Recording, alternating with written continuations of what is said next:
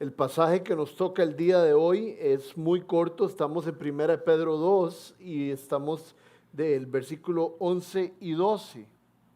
Y dice así la palabra de Dios: Queridos hermanos, les ruego como extranjeros y peregrinos en este mundo que se aparten de los deseos pecaminosos que combaten contra la vida. Mantengan entre los incrédulos una conducta tan ejemplar que aunque los acusen de hacer el mal, ellos observen las buenas obras de ustedes y glorifiquen a Dios en el día de salvación. Oremos para que Dios nos ayude a entender bien esto, para ponerlo en práctica.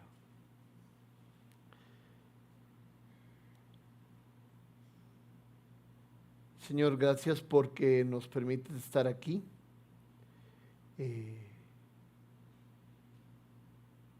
Sabemos que tú eres soberano sobre todas las cosas. Dice tu palabra que no cae ni siquiera un pajarito en el piso sin que tú te des cuenta.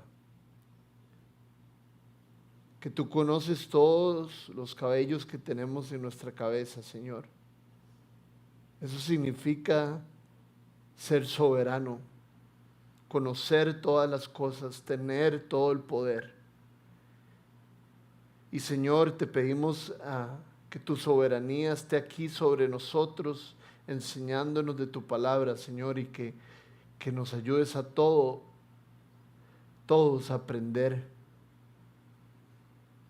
disfrutar de tu palabra, porque es buena, porque es luz, porque es pan. Te ponemos todo en tus manos en el nombre de Jesús. Amén. Primera de Pedro 2 del 11 al 12.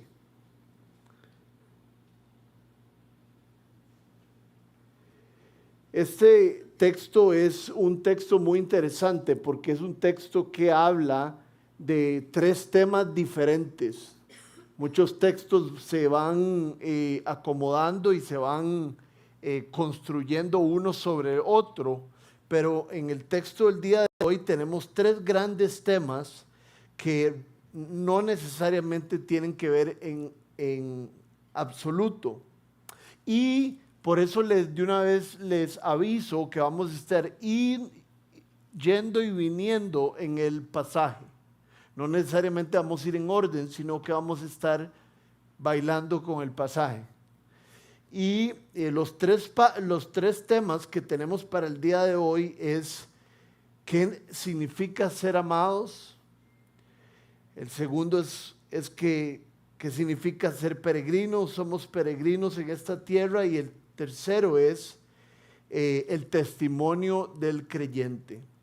Si toman notas, el primero es ¿qué significan ser amados? Que somos peregrinos aquí en la tierra. Y el tercero es el testimonio del creyente.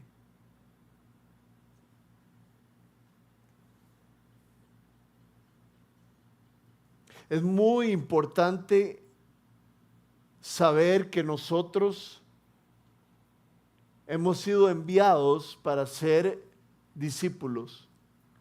Y antes de hacer discípulos necesitamos compartir nuestra fe. Necesitamos evangelizar a las personas.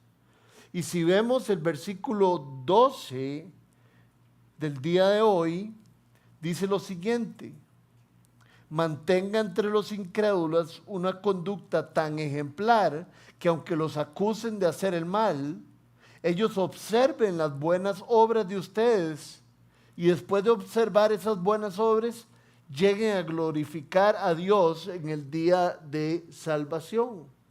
Este versículo es muy poderoso porque nos habla acerca del impacto que podemos tener en las otras personas, en las personas que no conocen de Jesús, y que nosotros podamos llegar con el corazón abierto y con todo nuestro amor con todo el peso que nosotros tenemos de nuestra salvación para poder pasársela a otros que están dispersos.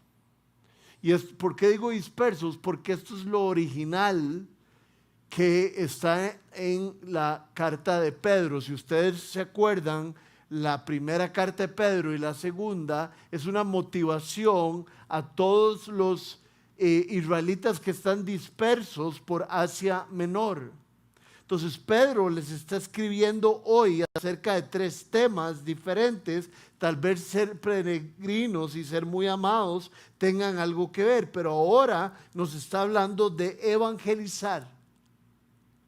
Nos está hablando de qué estamos haciendo nosotros para compartir nuestra fe. Y esto me llegó mucho a mí en el corazón, porque yo puedo evangelizar desde aquí, desde esta tarima, pero estoy evangelizando desde la calle, en mi trabajo, en la escuela de mis hijos, en mi universidad, y sentí como que tal vez he perdido ese fuego, esas ganas de compartir mi fe, de que uno era como estratégico, como que siempre iba al mismo restaurante, o uno iba ablandándole el corazón a alguien para que meterlo a la iglesia, invitarlo un día, o lo lleva uno a Huipipía y le dice, viste que en mi casa, aquí hay bailes y todo, no es una iglesia rara. Y entonces eso nos habla mucho del pasaje, ¿verdad? Dicen, compórtense de tal manera que la gente vea sus buenas obras y glorifiquen a Dios en el día de la salvación. Y cuando vi esto, me tuve que ver en el espejo de la palabra de Dios y me llegó hasta lo más profundo del corazón. No sé por qué anoté aquí, no, sí sé por qué, pero es interesante porque dije aquí en mis notas que esto me hizo verme al espejo, a ver si yo estoy compartiendo mi fe y si soy estratégico en ella. Y dice mi nota que sentí que debía ir al barbero. ¿Y por qué puse esa nota ahí? Todavía no entiendo muy bien por qué la utilicé de esa manera, pero cuando yo voy al barbero, salgo mejor, porque me chainean, me cortan aquí la barba para que no se vean estos pelillos que ando hoy, me pasan la uno así, y el bigote les digo que por favor me lo dejen un poquito más largo, y me cortan el pelo y me ponen algo raro aquí que me arde, pero salgo mejor de el barbero. ¿Y por qué tomé esta nota? Porque si yo veo la palabra de Dios y es como un espejo, yo me doy cuenta que tengo que cambiar, y yo me doy cuenta que tengo que mejorar y limpiar mi falta de amor y mi falta de peso, de compasión sobre las otras personas. Ahora Patiño habló de que antes no éramos pueblo, pero ahora sí lo somos. Antes estábamos en tinieblas, pero ahora estamos en luz admirable. Gracias a que alguien nos habló de Cristo, gracias a que alguien nos llevó a Huipipía o un evento de esos, o alguien que se vio en el espejo de la palabra de Dios y dijo, yo tengo que ir a un lugar que me preparen y que me limpien de mi falta de amor hacia los demás. Ahora estábamos hablando en el carro, Luciana y yo, y nosotros vivimos casi en San Antonio de Escazú, y de San Antonio de Escazú aquí hay como 4 o 5 habitantes de la calle, y yo corro por aquí, y cuando corro no sé qué hacer, porque pienso, paro y lo vuelvo a ver a los ojos y le digo que Dios lo ama, o me confundo. Entonces Luciana me dijo que lo que podíamos hacer era comprar un montón de sopas Maruchan y regalárselas a ellos, pero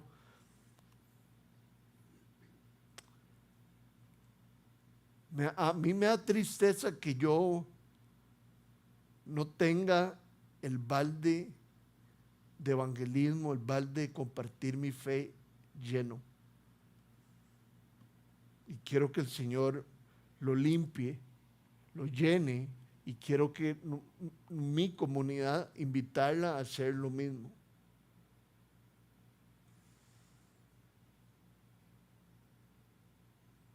Vean que estamos en el versículo 12 que habla acerca de tener un impacto en las personas con quienes trabajamos o en las personas que nos rodean, para tener un impacto para que ellos glorifiquen a Dios en algún momento, o sea, que ellos conozcan a Cristo.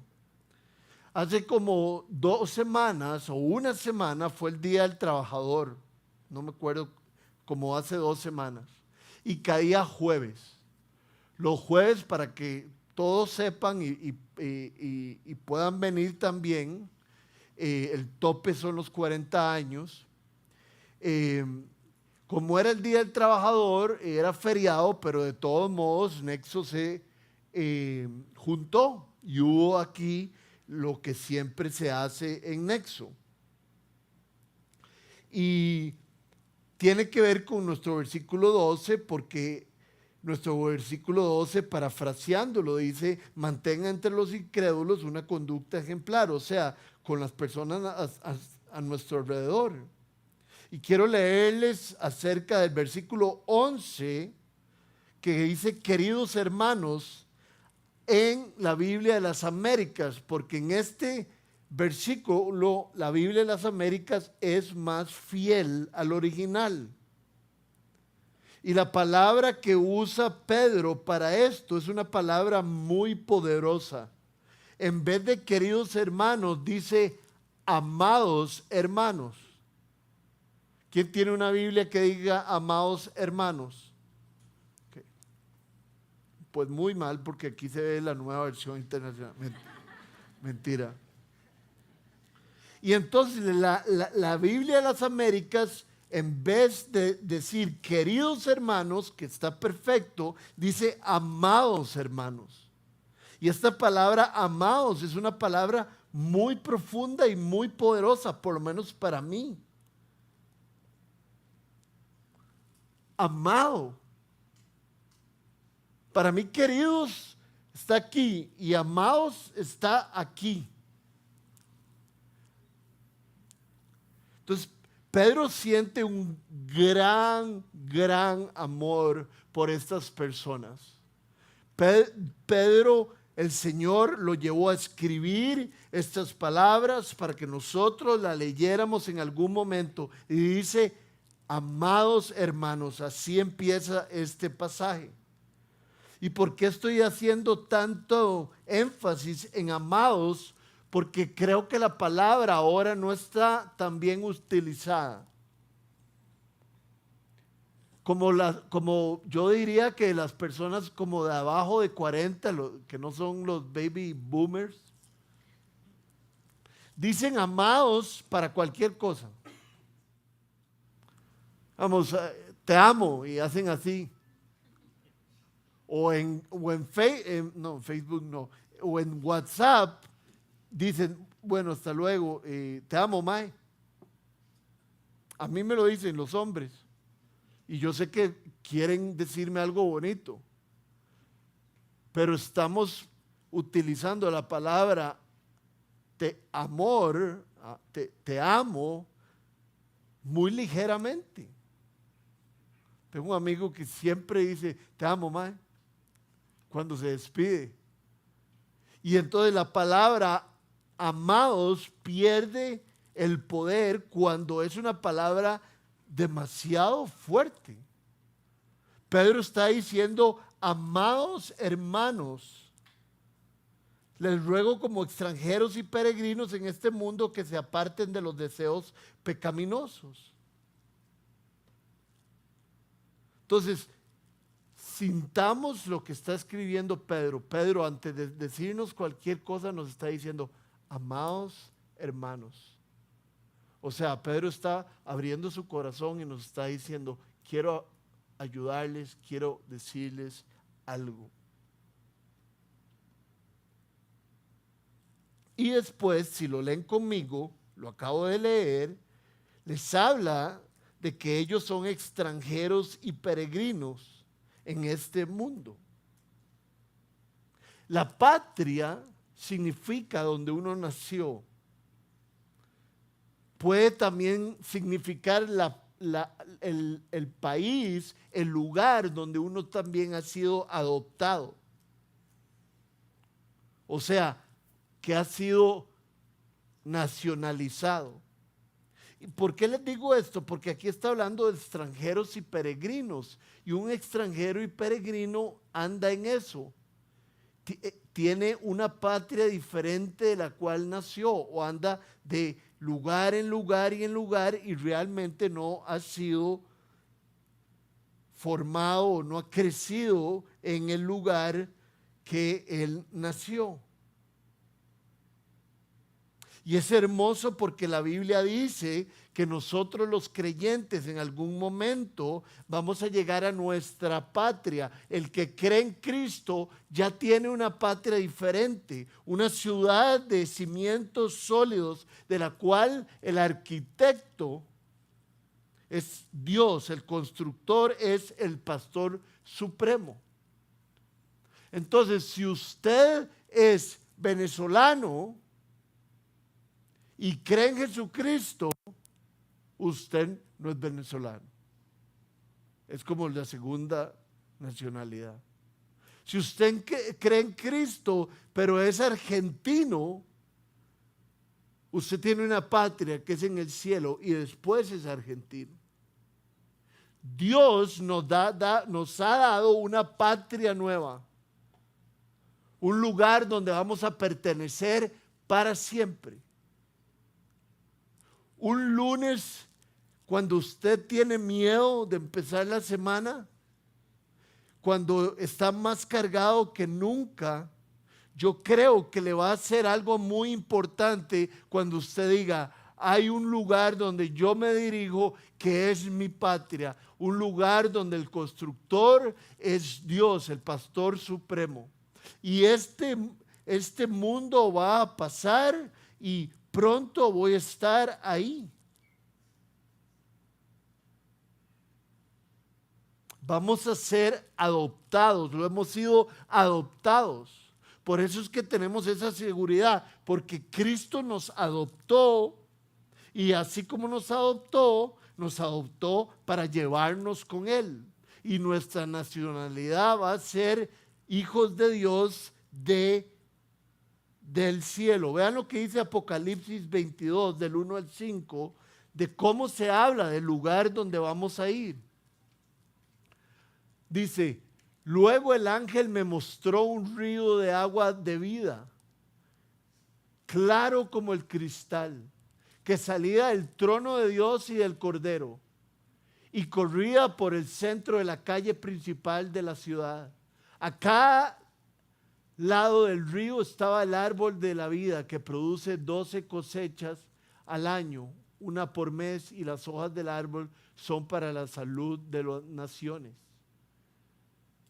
Y después habla acerca de que en ese lugar Dios va a estar entre nosotros y no se va a necesitar la luz del sol porque siempre Dios va a estar en su trono brillando por nosotros. Y dice, ya no habrá maldición. El trono de Dios y el Cordero estará en la ciudad. Sus siervos lo adorarán, lo verán al Padre cara a cara y llevarán su nombre en la frente. Ya no habrá noche, no necesitarán luz de la lámpara ni del sol, porque el Señor Dios los alumbrará y reinarán por los siglos de los siglos. Esa es nuestra nueva patria. Esa es la patria donde hemos sido adoptados. En otro lugar de Apocalipsis dice, y el Señor estará entre nosotros.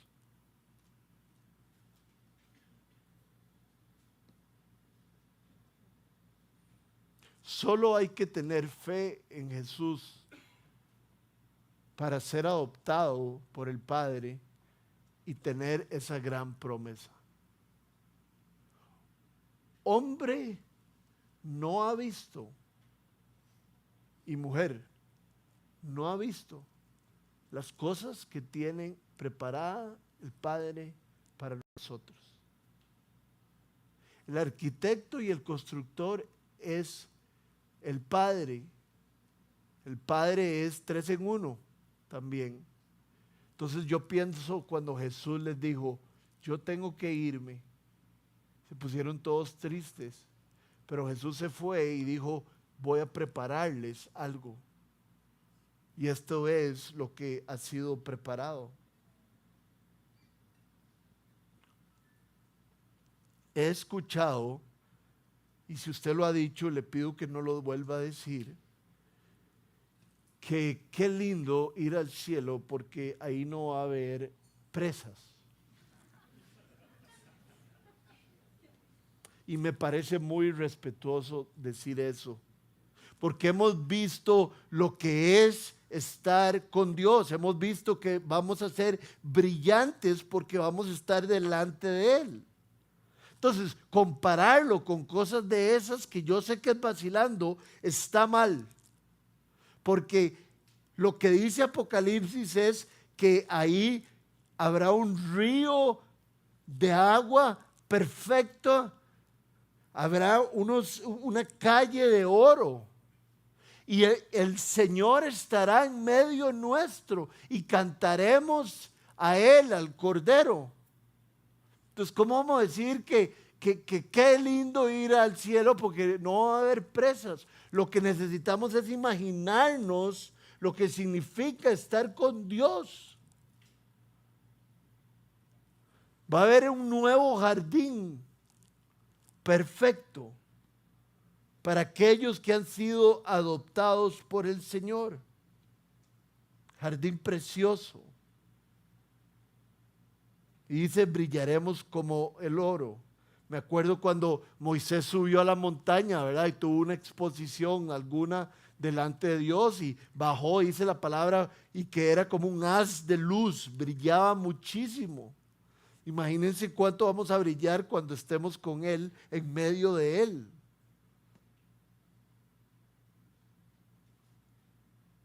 Y inmediatamente, vean la lógica.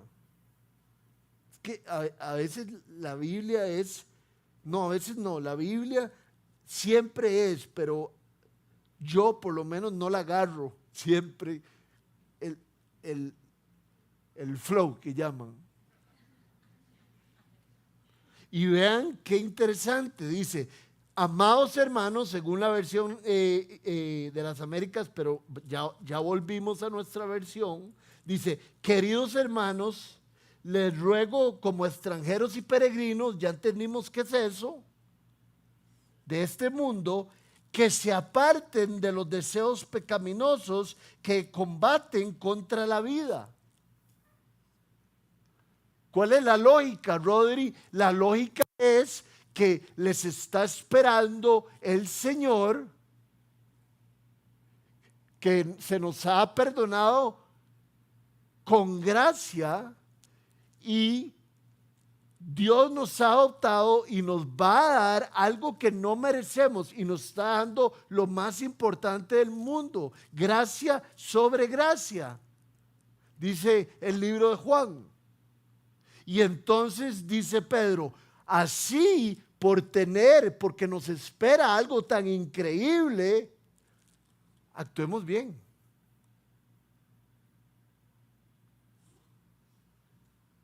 Vamos, mi hija se porta increíblemente cuando sabemos que vamos a ir a la Pops. Preciosa, obediente. ¿Cuánto más nosotros deberíamos comportarnos y glorificar a Dios con nuestro testimonio, sabiendo lo que nos espera. Y eso es lo que dice Pedro. Amados hermanos, queridos hermanos, les ruego como extranjeros y peregrinos, o sea, gente que no tiene patria, la patria es el cielo, que se aparten de los deseos pecaminosos. ¿Cómo alguien que ha sido adoptado por Dios va a andar en deseos pecaminosos? Yo ando en deseos pecaminosos porque todavía no he sido lleno de la gloria de Dios, y usted también, pero lo que dice la palabra es que nos apartemos. En el libro de Job, en el primer versículo del libro de Job, dice que Job se apartaba del mal. Entonces lo que está diciendo ahí, que como nacionalizados del cielo, nos apartemos de los malos deseos. Lo vimos y dimos vuelta. Eso es lo que significa cuando en Job se le dice que Job era un hombre recto y que se apartaba del mal.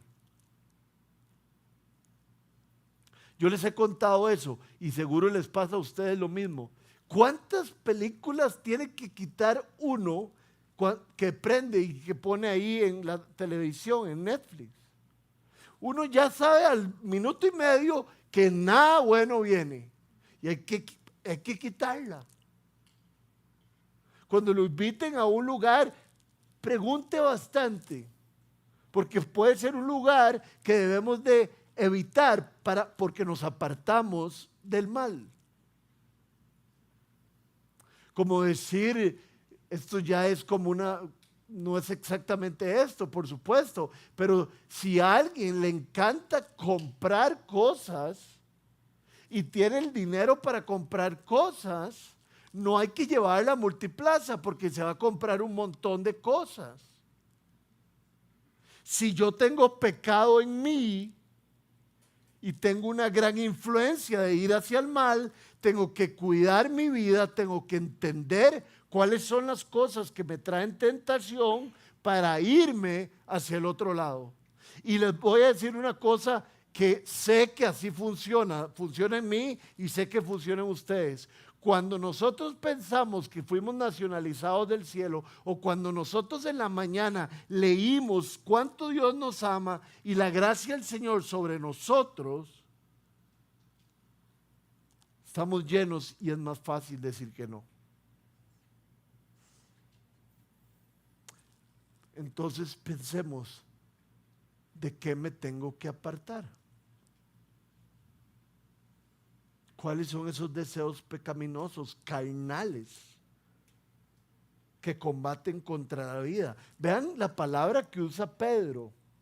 No es cualquier palabra la que utiliza. Dice que esos deseos pecaminosos combaten, hacen guerra contra la vida. Lastimosamente, aquí hay personas que se han divorciado porque alguien llegó y no le puso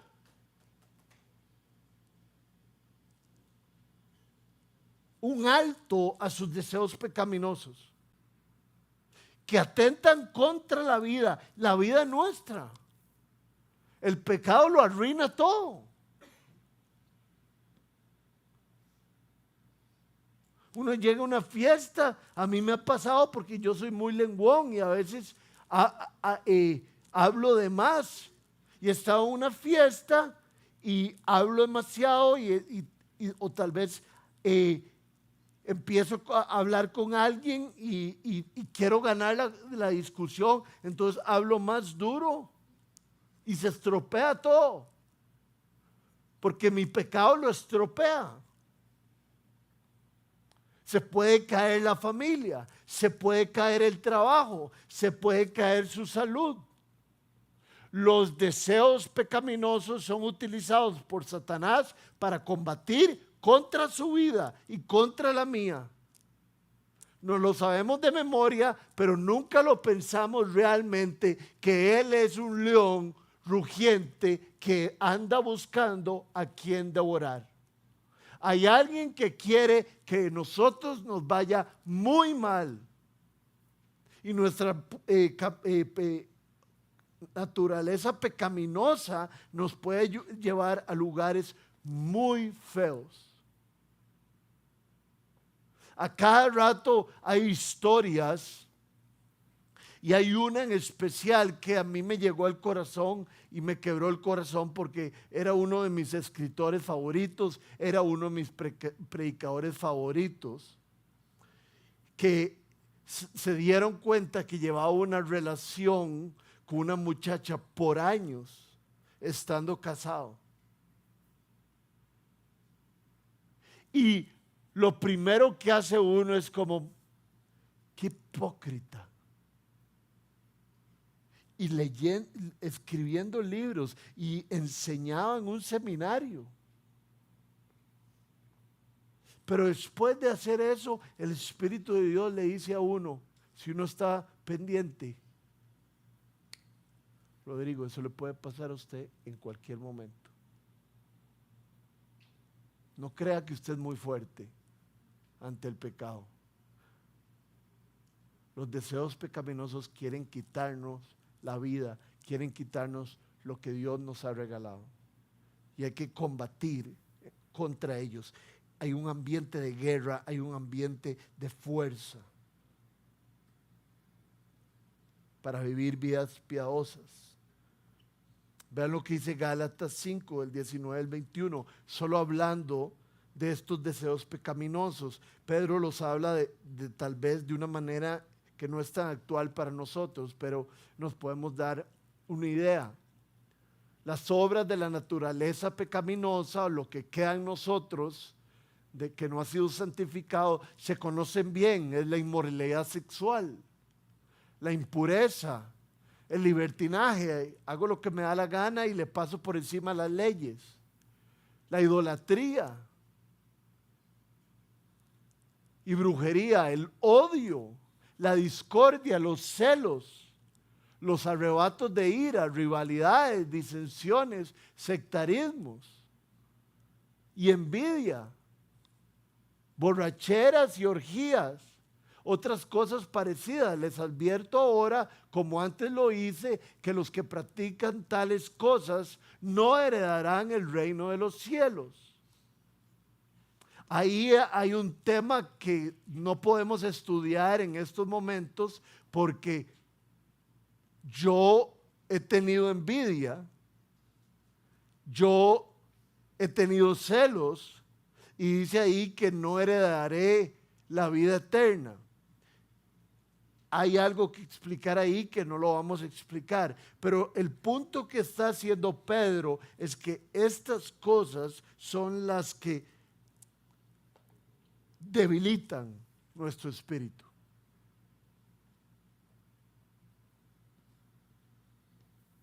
Y nosotros queremos que nuestro espíritu esté fuerte para combatir, no debilitado. ¿Cómo se fortalece? Con las disciplinas espirituales, leyendo la palabra de Dios, orando. Mira la tristeza que me da a mí cuando ahora Luciana habló del grupo de oración, que es el último fin de semana del mes, ¿cierto? Somos, cuando yo llego, 4 gatos. ¿Se imaginan ustedes que fuéramos una iglesia que ora entonces?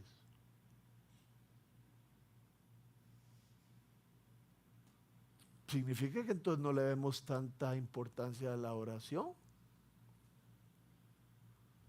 a proteger nuestra iglesia.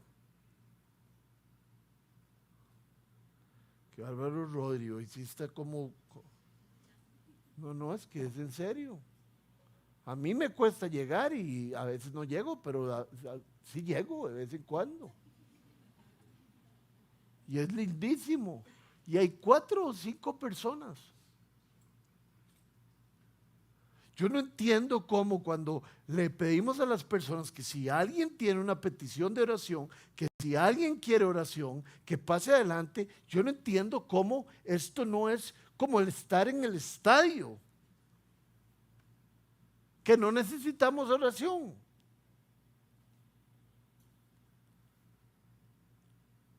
No estoy bravo, pero estoy predicando.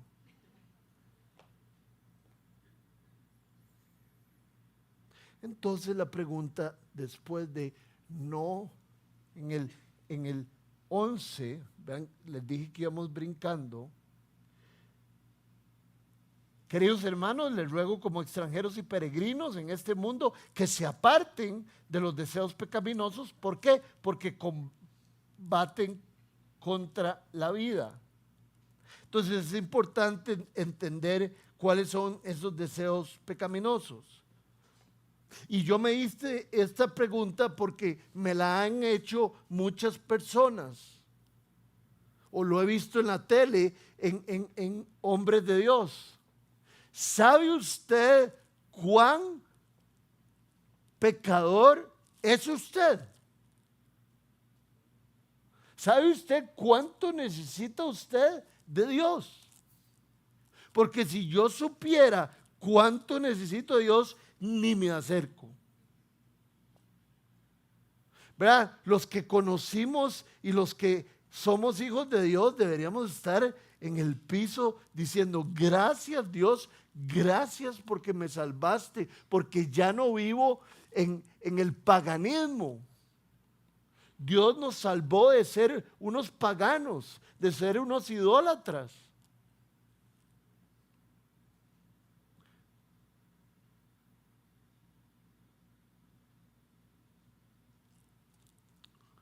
Si usted no sabe cuán pecador es, pídale a Dios que lo deje verse su corazón.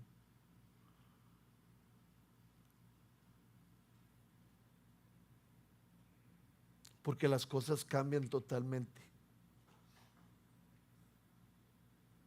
Si esto que nos está diciendo Pedro es verdad, nosotros somos capaces de autodestrucción.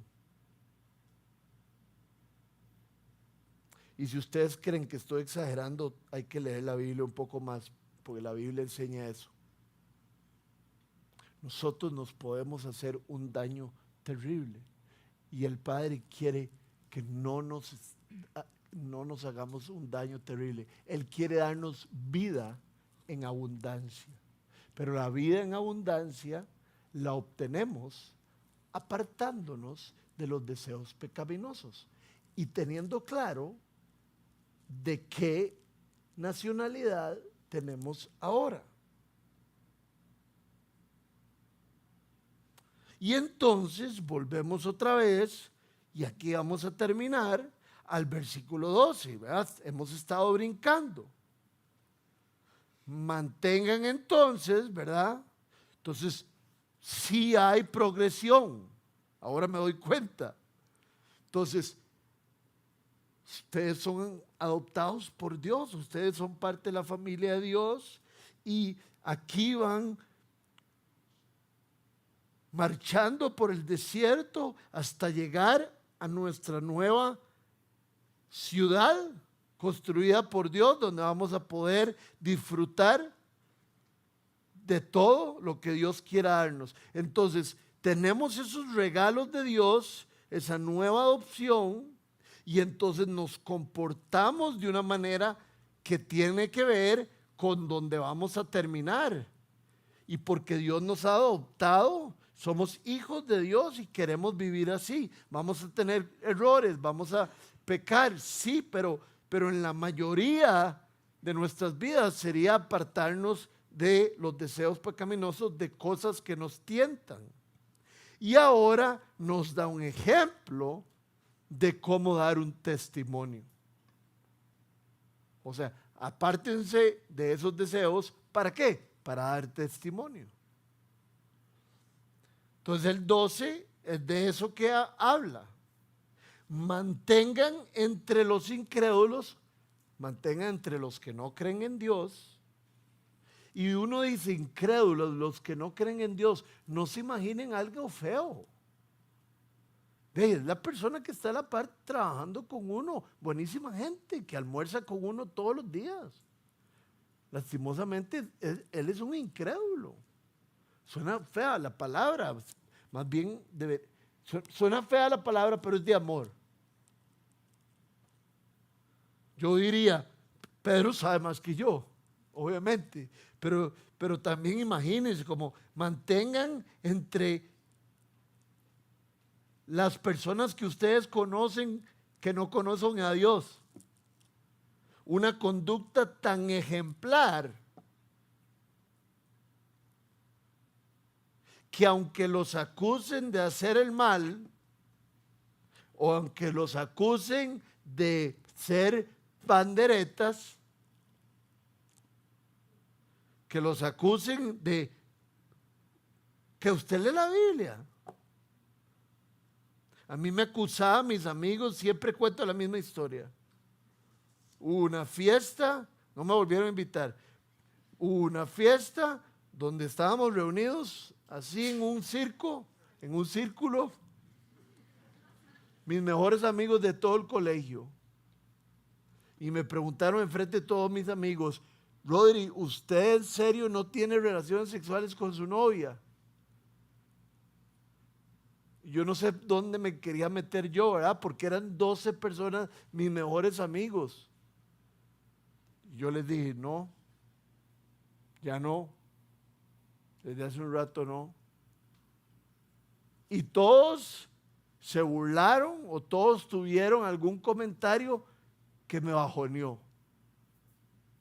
Y esto es lo que está hablando Pedro. Tengan una conducta ejemplar para que cuando los acusen del mal, que eso creo que implica muchas cosas, cuando los acusen de ser cristianos, ellos observen las buenas obras de ustedes y glorifiquen a Dios en el día de la salvación.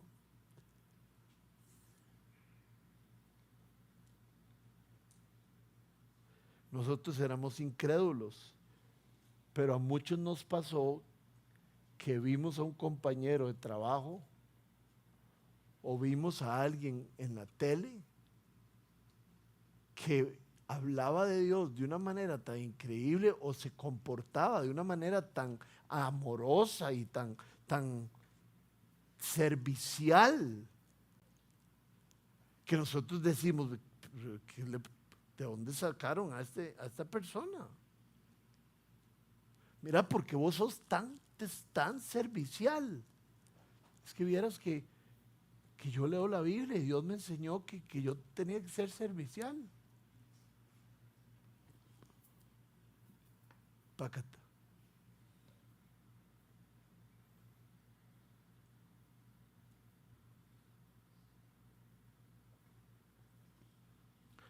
Yo no, tal vez alguien tenga alguna relación con él.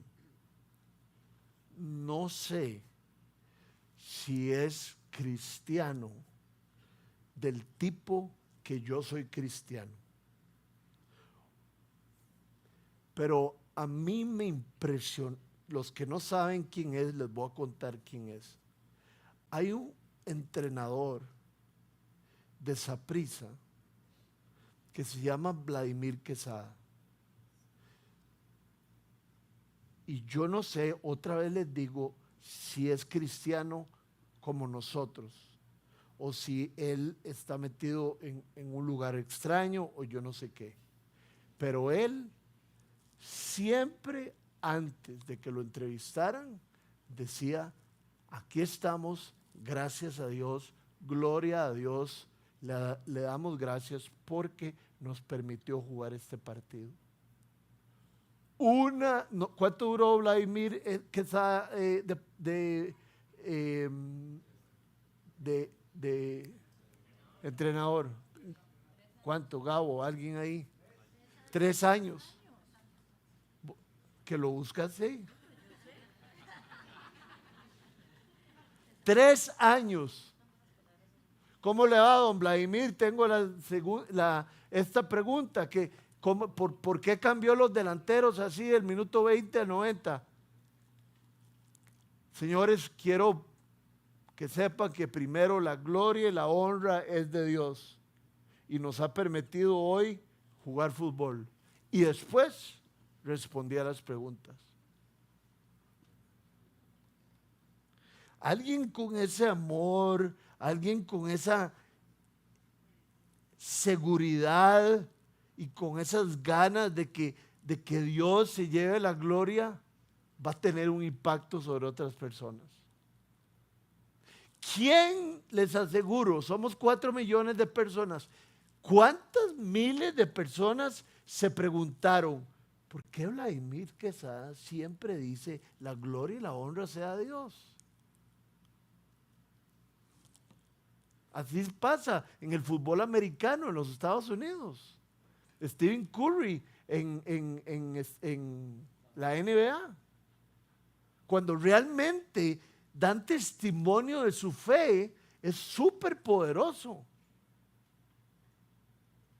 Ya sé que usted trabaje en Intel, ya sé que usted trabaje en EPA, ya sé que usted trabaje en CINDE, en cualquier lugar. Si usted tiene una conducta piadosa, va a tener un impacto sobre las personas. Van a observar nuestras buenas obras y van a glorificar a Dios en el día de salvación. Ustedes imaginan qué lindo cuando venga el Señor, porque dice el día de salvación. Puede ser cuando venga el Señor o cuando nos vayamos para allá y entremos juntos, mi amigo y yo. Vean, y esto fue bonito porque no fue cuando yo era pastor. No es que estaba sentado ahí, yo prediqué y prediqué y prediqué y él se hizo cristiano. Sino que íbamos a correr un amigo y yo le daba en la corrida y le daba y le daba. Y yo corría mejor que él, entonces él iba agitado, entonces yo le podía hablar de todo lo que yo quería y él no podía responder. Y yo le daba de Cristo y él estaba impresionado cómo Dios había cambiado mi vida. Y le daba y le daba y le daba y se hizo cristiano. Y viene aquí con toda la familia. Ustedes no saben lo que eso a mí me causa. Yo sé que ustedes también, algunos les ha pasado lo mismo muchas veces. Qué cosa más linda.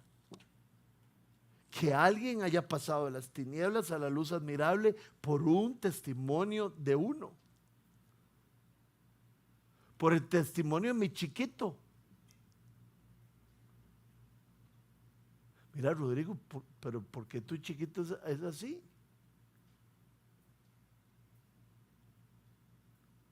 Claro, hay que tener cuidado porque mi hija Ela ha llegado a decirle a las personas que tienen que ir a la iglesia y otras cosas más fuertes.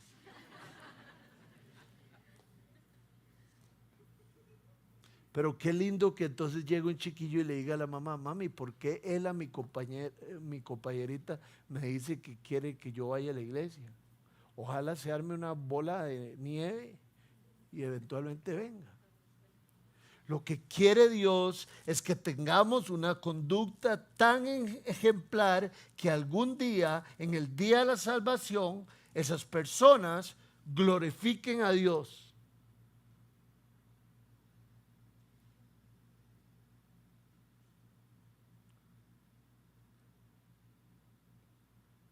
Quiero que vean una frase de Charles Spurgeon, lo más simple del mundo, pero de lo más poderoso que yo he leído acerca de alcanzar a otros.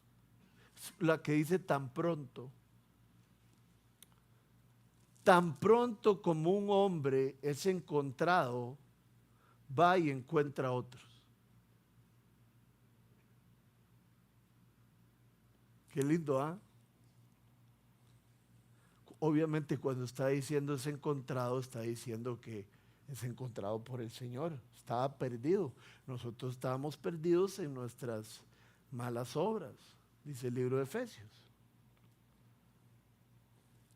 Tan pronto como un hombre es encontrado, va y encuentra a otros. Y eso también es verdad, porque cuando uno recién es cristiano, le anda hablando a todo mundo del Señor. Y por eso es que yo ahora dije que me daba tristeza, porque ya mi vasija de evangelización no es tan fuerte como cuando conocí al Señor, que le hablaba a todo mundo. Entonces, si hemos sido encontrados por Dios, vamos a encontrar muchos. Esa es la invitación.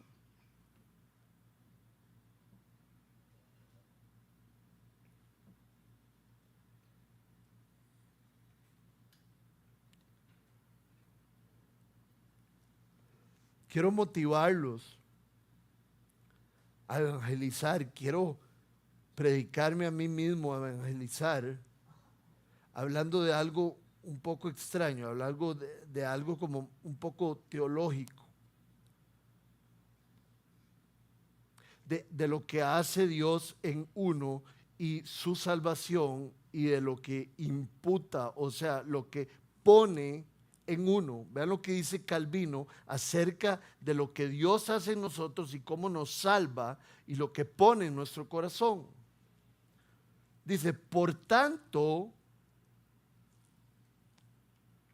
explicamos la justificación, o sea, que Cristo nos justifica delante del Padre, simplemente como la aceptación con la que Dios nos recibe a su favor.